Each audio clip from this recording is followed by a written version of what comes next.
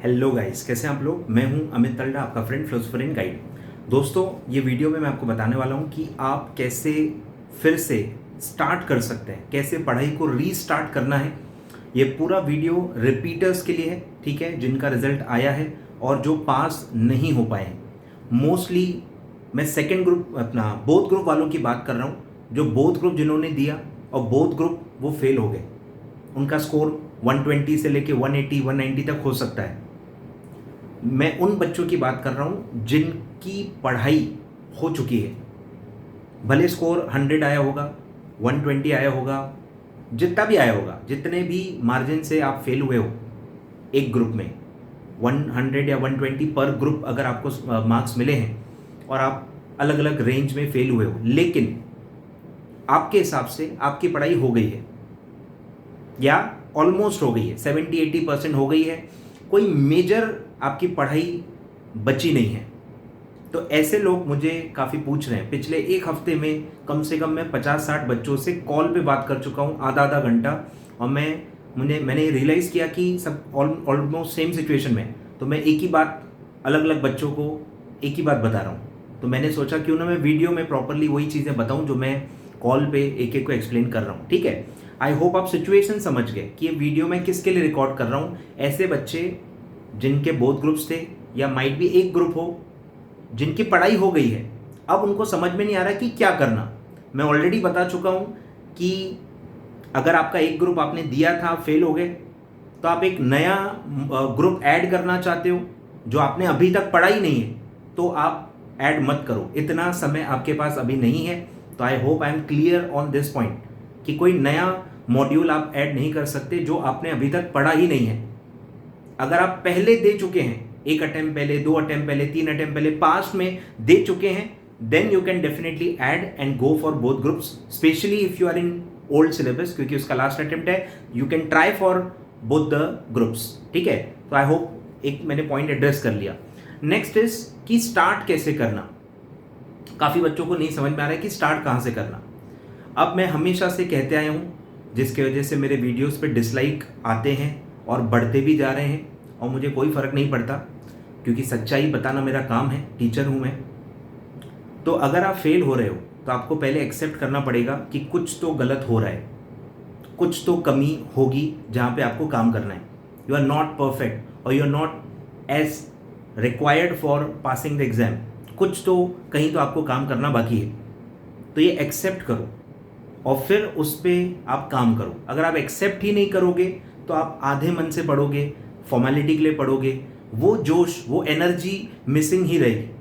अगर आप सुधारने के हिसाब से या इम्प्रूवमेंट्स के हिसाब से अगर आप देखोगे तो डेफिनेटली आपको कुछ ना कुछ मिलेगा। आपको बस ठंडे दिमाग से बैठ के देखना है, इवैल्यूएट करना है अपने आप को, मॉड्यूल लेके बैठना है, या जो भी बुक से आप पढ़ते हो, डिटेल्ड बुक जो भी है, 500, 600, 700 पेज की जो बुक है, उसके हिसाब से आपको इवैल्यूएट करना है कि आपकी प्रिपरेशन कैसी है, आपकी हैंडराइटिंग कैसी है, या आपकी स्पीड कैसी है, आपकी प्रेजेंटेशन कैसी है, आपकी लैंग्वेज कैसी है। हर चीज़ पे, हर एंगल पे अपने आप को इवैल्यूएट करना है और आपको कुछ ना कुछ इम्प्रूवमेंट का एरिया मिलेगा। तो पहला जो पॉइंट है, पहला जो डेडलाइन है जो आपको रखना चाहिए, वो है 31 मार्च। बोथ ग्रुप हो या सिंगल ग्रुप हो, ये मैं सब पर्सनल ओपिनियन बता रहा हूँ। यू कैन थिंक, थोड़ा बहुत उसको आप एडिट कर सकते हो, ठीक है।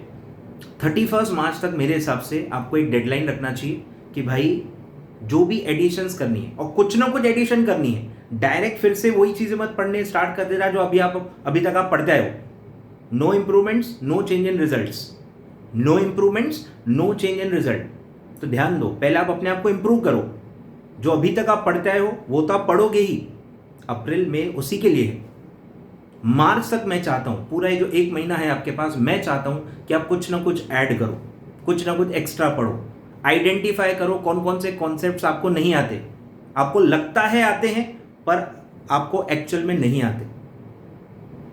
पूरा मॉड्यूल का डिटेल जो इंडेक्स होता है, मैं चाहता हूँ आप वो लेके बैठे फॉर ऑल योर सब्जेक्ट्स। सारे सब्जेक्ट्स का आप लेके बैठो, डिटेल इंडेक्स लेके बैठो, एक एक टॉपिक देखो आपको आता है कि नहीं, रिकॉल करने की कोशिश करो कि आपको उसका कंसेप्ट पता है कि नहीं।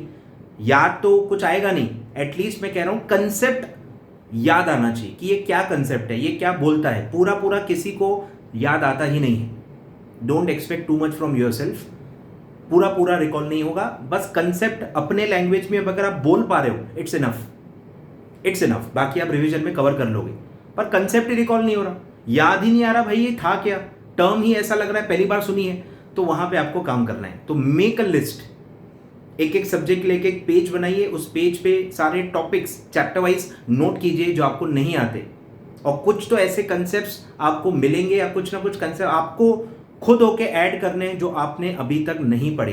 कुछ ना कुछ चैप्टर्स, कुछ ना कुछ टॉपिक्स ऐसे होते ही हैं जो आपने उतने डिटेल में, उतने अच्छे से, उतने पॉलिशली आपने उसको नहीं पढ़ा होता। तो मैं चाहता हूं कि मार्च एंड तक आप टारगेट रखें और मार्च एंड तक आप इम्प्रोवाइज करें। Before starting the routine revision, before starting all the routine things which you have been doing for so long, आप इम्प्रोवाइज करें। मार्च तक टाइम दें अपने आप को, इम्प्रोवाइज करें, चीज़ें ऐड करें, उसको टिक करते जाएं, डेडलाइंस रखते जाएं, सब्जेक्ट बाय सब्जेक्ट जितना उसका कंटेंट होगा, सब्जेक्ट वाइज आप उसका टारगेट रखो, 3 दिन 5 दिन जितना उसका कंटेंट होगा, और मार्च एंड तक आप कोशिश करो। अगर आपका सिंगल मॉड्यूल है तो ये डेट 15 अप्रैल तक भी जा सकती है। एक मॉड्यूल के लिए 1.5 महीना भी बहुत है रिवीजन के लिए, तो थोड़ा और एक्स्ट्रा टाइम आप ले सकते हो, और डिटेलिंग में जा सकते हो, मॉड्यूल को और कवर कर सकते हो, तो वो सब करो। ठीक है, तो पहला डेडलाइन है 31 मार्च, you have to improvise, you have to add things. पूरा लिस्ट बनाओ, पूरा लिस्ट लेके बैठो, एक एक टिक करो और पूरा वो टारगेट अचीव करो 31 मार्च तक, and then you start the routine revision. ठीक है, रिविजन आप स्टार्ट करो, कोशिश करो कि 2 कम से कम रिविजन्स हों, और अगर आपके पास टाइम है या अगर आपका एक ही मॉड्यूल है तो definitely you can go for 3, 4, 5 revisions. And when I am saying revision, ये भी मैं और डिटेल में आपको बता देता हूँ। पहला या सेकंड रिवीजन जो होता है वो डिटेल्ड रिवीजन होता है, पूरा सिलेबस आपको कवर करना होता है। लेकिन थर्ड, फोर्थ या आगे के जो भी एक्स्ट्रा रिवीजन्स आप कर रहे हो, वो आपको सिर्फ उन्हीं कंसेप्ट्स के करने हैं जो आपको याद नहीं हो रहे, जो आपको डिफिकल्ट लग रहे हैं, जिनकी लैंग्वेज याद करना डिफिकल्ट लग रही है। ऐसे ही टॉपिक्स पढ़ते पढ़ते जब आप फर्स्ट रिवीजन करोगे, सेकंड रिवीजन करोगे, मार्क करते जाओ हर चैप्टर में कि कौन से ऐसे टॉपिक्स हैं जो आपको याद नहीं हो रहे, जो आपको बिल्कुल रिकॉल नहीं होते, पल्ले नहीं पड़ते, उनको आप स्टार मार्क कर लो, ताकि जब आपको टाइम मिलेगा 3rd, 4th, 5th रिवीजन करने का, जब टाइम आएगा तब आप सिर्फ उन्हीं टॉपिक्स को मल्टीपल टाइम रिवाइज करो। मतलब मैं चाहता हूं कि जिसको जो ट्रीटमेंट चाहिए, कस्टमाइज ट्रीटमेंट दो। जो चीज़ें याद हो गई हैं ज़बरदस्ती 5 मत पढ़ो, समझ रहा है? जो चीज़ आपको याद हो चुकी है, जो चीज़ें समझी हुई हैं, अच्छे से आपको आती हैं, रिकॉल भी हो रही हैं, उनको ज़बरदस्ती 5 बार नहीं पढ़ना है, उनको 2 बार ही पढ़ना है। और जहाँ जहाँ रिक्वायर्ड है, हार्डली मेरे हिसाब से 30-40% ऑफ योर सिलेबस ऐसा होगा जिसको आपको 4-5 टाइम्स की रिवीजन लगती है, depending upon subject to subject. जितना टेक्निकल सब्जेक्ट है, ये प्रपोर्शन उतना बढ़ते जाएगा। तो 30-40% ही ऐसा सिलेबस होता है जिसको आपको मल्टीपल टाइम्स, 4-5 टाइम्स, 6 टाइम्स आपको रिवाइज करना पड़ता है, ताकि वो याद हो, उसके पंचवर्ड्स याद हो जाए। ठीक है, तो उसमें टाइम लगता है। तो ऐसा 30% या 40% सिलेबस होता है, पूरा 100% सिलेबस ऐसा नहीं होता है। आ रहा है समझ में? तो ये आपको बातें ध्यान रखनी है। तो वो 30% आपका टिक मार्क होना चाहिए, उसको कुछ अलग पेन से, अलग मार्कर से हाईलाइट करते रहो, ताकि आप पन्ने पलटा पलटा के सिर्फ वही कॉन्सेप्ट पढ़ो जो आपको याद नहीं हो रहे। उन्हीं पे पिन पॉइंट करना है, उन्हीं को फोकस करना है, और उन्हीं को लिख के देखना है, उन्हीं को लिख के देखना है। आ रहा है को समझ में? तो ये मेरे हिसाब से आपको करना चाहिए। ठीक है, ये मेरे ख्याल से अप्रोच होनी चाहिए फॉर अ रिपीटर जो फिर से जर्नी स्टार्ट कर रहा है फॉर जून, खासकर ओल्ड सिलेबस वाले, जिनको मैं खुद कह रहा हूँ कि प्लीज़ एक और बार ट्राई कीजिए, एक और बार कुछ एक्स्ट्रा एफर्ट डाल के, कुछ नया तरीका करके आप कुछ तो एक बार और ट्राई कीजिए, और कोशिश कीजिए कि जून में ही आपका एग्जीक्यूटिव ओल्ड सिलेबस में पास हो जाए। ठीक है, तो आई होप आपको समझ में आ गया होगा कि क्या अप्रोच करना है। 31 मार्च का डेडलाइन आई होप आप नोट कर लोगे, लिस्ट बनाओगे बाकायदा सीरियसली बैठ के, और वो लिस्ट को चेस करोगे 31 मार्च तक, और उसके बाद आप रिवीजन स्टार्ट कर सकते हो, राइटिंग प्रैक्टिस आप स्टार्ट कर सकते हो, और टेस्ट वेस्ट भी अगर आपको कहीं टेस्ट सीरीज ज्वाइन करनी है, आप टेस्ट सीरीज ज्वाइन कर सकते हो। मैं टेस्ट सीरीज नहीं लेता, तो मेरे से कोई उम्मीद, कोई एक्सपेक्टेशन, कोई हेल्प मत एक्सपेक्ट करो। मई में डायरेक्टली मैं एक फुल सिलेबस का राउंड जो देता हूँ, जो हर अटेम्प्ट में देता हूँ विद सजेस्टेड आंसर, वो मैं मई के फर्स्ट वीक में दूंगा, उससे पहले पॉसिबल नहीं है। और मैं चेक करके तो कुछ देता ही नहीं हूँ, मैं सिर्फ सजेस्टेड आंसर के साथ ही देता हूँ। तो अगर आपको चाहिए कि कोई चेक करके दे, कोई सजेशंस दे, तो आपको प्रॉपर टेस्ट सीरीज कोई ना कोई ज्वाइन करनी चाहिए। मैं नाम रिकमेंड नहीं करता, ठीक है, मेरा कोई टाई अप नहीं है, मैं कोई टेस्ट सीरीज से इन्वॉल्व नहीं हूँ और मैं खुद टेस्ट सीरीज नहीं लेता हूँ। तो आप ही को ढूंढना पड़ेगा, आप ही को पूछना पड़ेगा, जो भी पास्ट के बच्चे हैं उनसे पूछना पड़ेगा एक्चुअली कैसे टेस्ट सीरीज वाले काम करते हैं, कितना सजेशन देते हैं, कितने टाइम में चेक करके देते हैं, ये सब एक्चुअल जो बच्चे पढ़ चुके हैं उनसे पूछना ज़्यादा रेलिवेंट होगा, ठीक है। तो आई होप मैंने अप्रोच आपको बता दी है। कुछ और आपको पूछना होगा कमेंट बॉक्स में ज़रूर पूछें, और मैं अज्यूम करूँगा कि आपने पूरा वीडियो देखा है, उसके बाद ही आप कमेंट कर रहे हैं, ठीक है। तो प्लीज़ पूरा वीडियो देखिए, उसके बाद ही आप कमेंट कीजिए, ठीक है।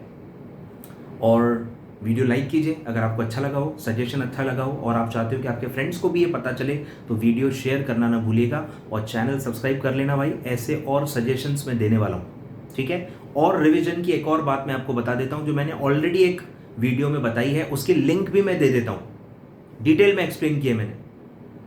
तो मल्टीपल जो रिविजन्स हैं कि 5, 6, 7 रिविजन्स कैसे करनी है, सर आप पागल हो गया, 500 पेज की मटेरियल है, कैसे हम 5, 6 बार पढ़ेंगे। तो यही मैं सिंप्लीफाई करके उस वीडियो में मैंने बताया कि आपको पूरा सिलेबस 5, 6 बार नहीं पढ़ना है। When ever a teacher says कि आपको 5, 6, 7, 8 रिविजन्स करनी है, वो पूरे सिलेबस की बात ही नहीं कर रहा, वो सिर्फ उन्हीं टॉपिक्स की बात कर रहा है जो आपको याद नहीं हो रहे। पूरे सिलेबस को 7, 8 बार नहीं पढ़ना है भाई, पॉसिबल ही नहीं है। आपको सिर्फ उन्हीं टॉपिक्स को पढ़ना है जो आपको याद नहीं हो रहे। सिलेबस को श्रिंक करते जाना है। अगर 500 पेज के आपके नोट्स हैं, फर्स्ट रीडिंग में आप पढ़ो, फर्स्ट रीडिंग में पूरा सिलेबस ही रिवाइज करना होता है, पर जैसे ही आप third, second, third, fourth revision पे आते हो, सिलेबस कट करते जाओ। जो जो आपको आसान लग रहे हैं, जो जो आपको लग रहा है कि याद आ रहा है, ये तो बहुत ईजी है, तो मेरे को एग्जाम में भी याद आ जाएगा, या मैं लास्ट टाइम में पढ़ूंगा तो भी याद आ जाएगा, तो उसको एलिमिनेट करते जाओ और सिर्फ उन्हीं टॉपिक्स को टिक मार्क करते जाओ जो आपसे याद नहीं हो रहे हैं, या जो आपको लगता है कि यार मेरे बस की बात नहीं है, मुझे बहुत बार पढ़ना पड़ेगा, तभी मुझे धीरे धीरे याद होगा, या समझ में आएगा और मेरे को रिकॉल होगा। तो ये मैंने एक पूरे वीडियो में बताया, उसका लिंक मैं डिस्क्रिप्शन में दे दूंगा। डिटेल में आप समझ लेना कि वो टेक्निक कैसे काम करती है और कैसे अपना सिलेबस श्रिंक करना है, ये सब मैंने उस वीडियो में बताया हुआ है, ठीक है। Thank you so much for watching the video, thank you so much.